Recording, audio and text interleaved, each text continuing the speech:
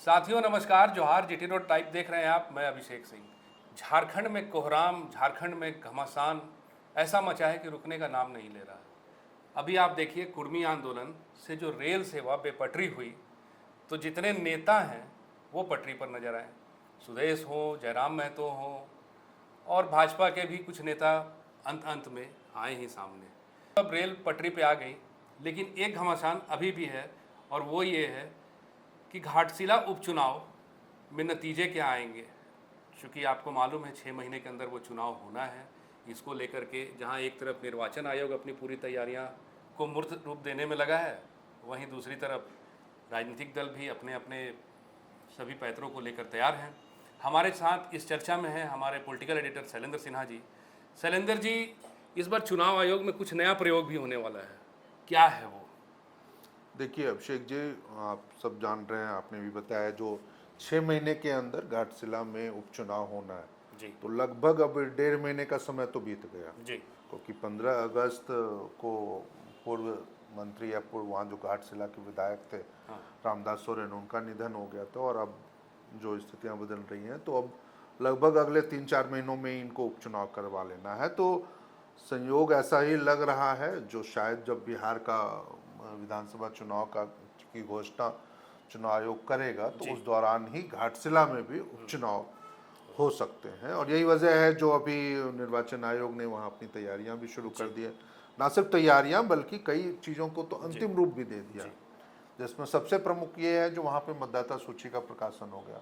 और जिस नए प्रयोग की चर्चा आपने की है, या आप कह रहे हैं जो क्या नया प्रयोग हो रहा है, तो नया प्रयोग यह हो रहा है, इस बार झारखंड से उसकी शुरुआत हो रही है पूरे देश में, जो इस बार ईवीएम पे आपको जो उम्मीदवार होंगे चुनाव में उनकी चित्र भी उनको देखने को मिलेगा, रंगीन फोटो देखने को मिलेगा। हालांकि ऐसा नहीं है जो सिर्फ रंगीन ही फोटो रहेगा, यदि कोई उम्मीदवार अपनी ब्लैक एंड व्हाइट फोटो भी देता है तो वो भी मान्य होगा, लेकिन फोटो उनको नजर आएगा।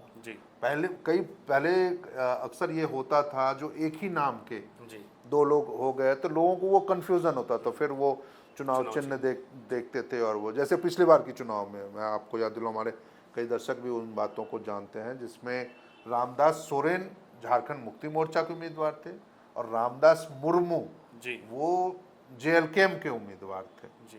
तो ये नाम को लेकर के भी कई राजनीतिक दल इस तरह की चीजें करते रहे, जो एक ही नाम के लोग खड़े हो जाए ताकि कंफ्यूजन की स्थिति रहे और वोटों का बंटवारा हो जाए। तो ये एक बहुत ही महत्वपूर्ण और काबिल तारीफ प्रयोग है चुनाव आयोग का, जो वो चित्र भी इस बार प्रकाशित ईवीएम पे दर्ज रहेंगे। तो ये एक बहुत सुखद प्रयोग होगा। इसके अलावा जो चुनाव आयोग ने तैयारी अपनी की है वह यह है, जो कलरफुल इस बार बैलेट पेपर होंगे, या फिर जो ईवीएम में जो बैलेट पेपर लगा हुआ रहता था तो वो पिंक कलर के इस बार वो होंगे, तो कलरफुल होंगे, क्योंकि लोकसभा चुनाव में वो सफ़ेद होता था और विधानसभा चुनाव में वो कलरफुल हो।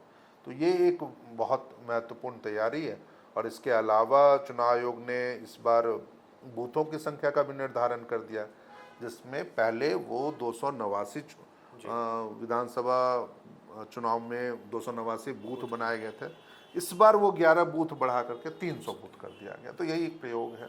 निर्वाचन आयोग की तैयारी अपनी पूरी है। पहले क्या था शैलेंद्र जी की, दो ही खेमा दिखता था, इंडिया गठबंधन और एनडीए गठबंधन, दोनों के लगभग उम्मीदवारों के नाम भी तय थे। लेकिन अब एक नया बवाल ये उठ रहा है कि प्रदीप बाल मुचु जी ने भी अपना दावेदारी पेश कर दिया है वहाँ से।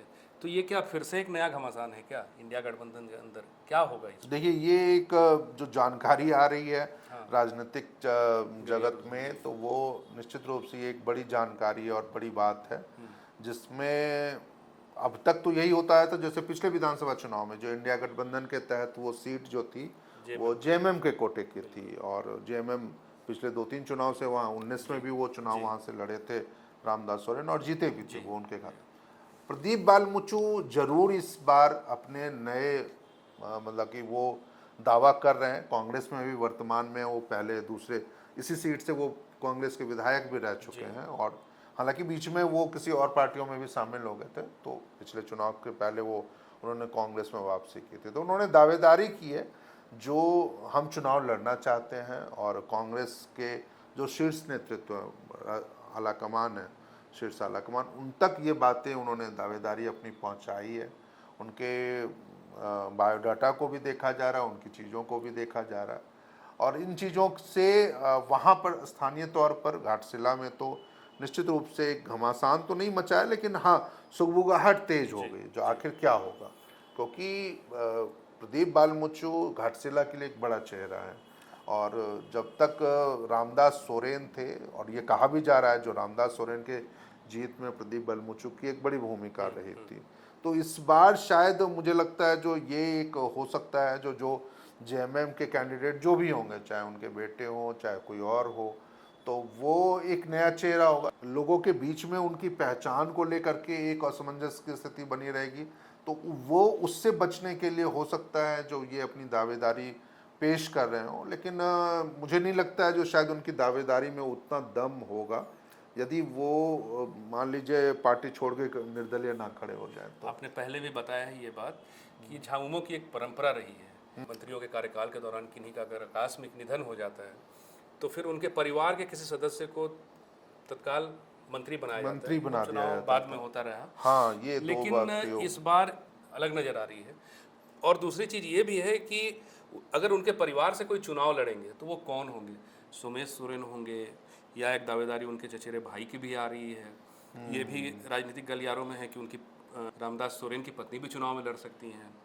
तो ये क्या है, ये कौन सा समीकरण आप देखिए, ये सच में बहुत गंभीर स्थिति आप कह सकते हैं जो उत्पन्न होने वाली है, खासकर झारखंड मुक्ति मोर्चा में जो परिस्थितियां बन रही हैं उसमें शायद यही वजह है जो पार्टी नेतृत्व इस मामले को लेकर के अभी तक कोई फैसला नहीं ले पाया, क्योंकि जैसा आपने भी कहा जो चर्चा यह भी है जो यदि रामदास सोरेन के बड़े बेटे सोमेश चंद्र सोरेन को वहाँ से टिकट झामुमो देती है तो उनके भतीजे जो रामदास सोरेन के भतीजे हैं, नाम मैं भूल रहा हूँ उनका, लेकिन वो भी तैयारी में, वो भी इलाके में घूम रहे हैं।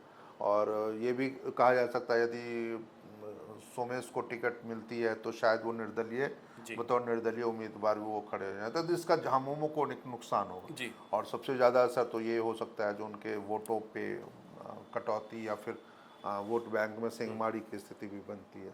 तो शायद ये भी एक चर्चा है जो हो सकता है जो पार्टी आलाकमान इस बात को लेकर के भी एक विकल्प ले ले, जो रामदास सोरेन के पत्नी जो हैं सूरजमणि देवी, उनको पार्टी ज़रूर अपने मतलब कि अपनी तरफ से उम्मीदवार घोषित कर दे और वो उपचुनाव में जेएमएम के कैंडिडेट के रूप में लड़ सकते हैं। लेकिन एक जो आपने कहा था वो वाकई मुझे भी लग रहा है जो थोड़ा सा पता नहीं क्यों जेएमएम के नेतृत्व में इस बार वो प्रयोग अब तक क्यों नहीं देखने को मिला है, जब सीटें खाली हुई और खासकर मंत्री कोटे की सीटें, जैसे हाजू हुसैन अंसारी के समय हुआ जब उनका निधन हो गया था कोविड के टाइम में, तो उनके बेटे को हफीजुल हसन को बना दिया गया था मंत्री, या फिर उनके बाद में जगन्नाथ महतो, हाँ, जब वो शिक्षा मंत्री हुआ करते थे तो उनके निधन के बाद बेबी देवी बन गई थी, मंत्री बनी थी और उपचुनाव हुआ तो वो जीते थे। तो इस बार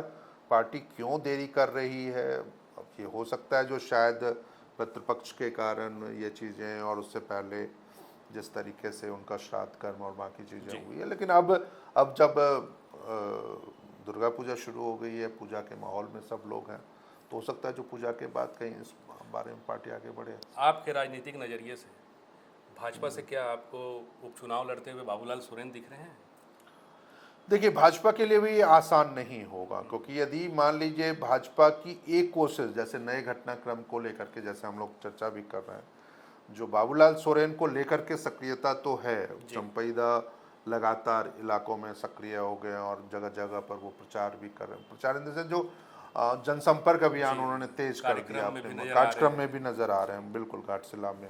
तो ये एक है, क्योंकि भाजपा के लिए बहुत मुश्किल होगा वो सीट निकाल पाना, क्योंकि सबसे बड़ी बात है जो सहानुभूति वोटों का एक फैक्टर है, और दूसरा यह भी है जो जिस तरीके से मान लीजिए यदि जेएमएम स्टैंड लेती है, जो कहीं उनकी पत्नी चाहे उनके बेटे को पहले मंत्री बना दिया जाए और उसके बाद वो चुनाव में उतरे, यदि उस स्टैंड पे जेएमएम कंटिन्यू आगे बढ़ती है तो फिर बीजेपी के लिए और मुश्किल हो जाएगी। तो बीजेपी के लिए बहुत ज़्यादा संभावनाएं इस उपचुनाव में नज़र नहीं आ रही है। लेकिन हाँ, जैसा आपने कहा जो बाबूलाल सोरेन क्या उम्मीदवार हो सकते हैं, पार्टी इस बारे में सोच सकती है या वो एक प्रयोग कर सकती है। यदि इस बार पार्टी ने उनको टिकट दे दिया और वो सीट यदि नहीं निकाल पाए तो उम्मीद ये की जा सकती है जो आने वाले समय में जब भी विधानसभा चुनाव फिर अब 4 साल के बाद होंगे तो वैसी स्थिति में शायद उनकी दावेदारी कमज़ोर हो जाए। ये भी क्योंकि देखिए एक ये उनका